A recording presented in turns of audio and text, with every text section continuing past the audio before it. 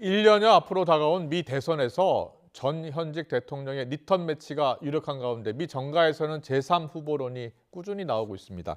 두 대선 주자에 대한 유권자들의 피로도가 높기 때문인데 바이든 대통령이 이런 움직임을 간접적으로 비판했습니다. 국제부 연결합니다. 최영주 기자.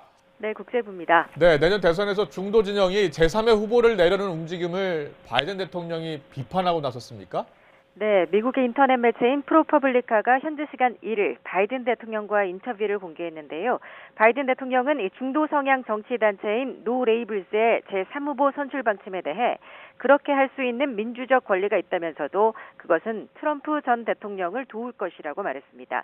또 노 레이블스를 이끄는 조 리버먼 전 상원의원도 트럼프의 이득이 될 것이라는 사실을 알고 있다면서 그의 정치적 결정은 실수라고 생각한다고 말했습니다.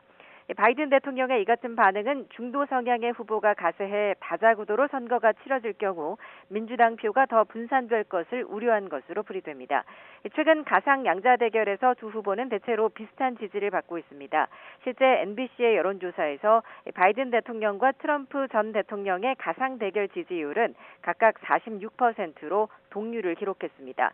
그러나 제3후보를 포함한 다자 가상 대결에서는 바이든 대통령이 36%로 트럼프 전 대통령 39%에 비해 뒤지는 것으로 나타났습니다.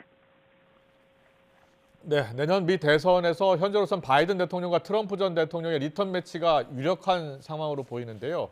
제3의 후보 출연 가능성 실체가 있는 겁니까? 네, 그렇습니다. 중도 성향의 정치 단체인 노 레이블스는 바이든 대통령과 트럼프 전 대통령이 양당 후보로 최종 확정될 경우 대안 후보를 내겠다고 공언했습니다. 이 단체를 이끌고 있는 민주당 출신의 리버먼 전 상원의원은 제3후보에 대한 국민적 지지를 확인했다며 내년 4월 초당적인 후보를 지명하는 행사를 열 것이라고 예고했습니다.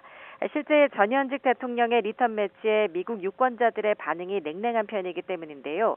바이든 대통령은 고령 정치인에 대한 논란이 끊이질 않고 있고 또 트럼프 전 대통령은 사법 리스크가 최대 약점으로 꼽힙니다.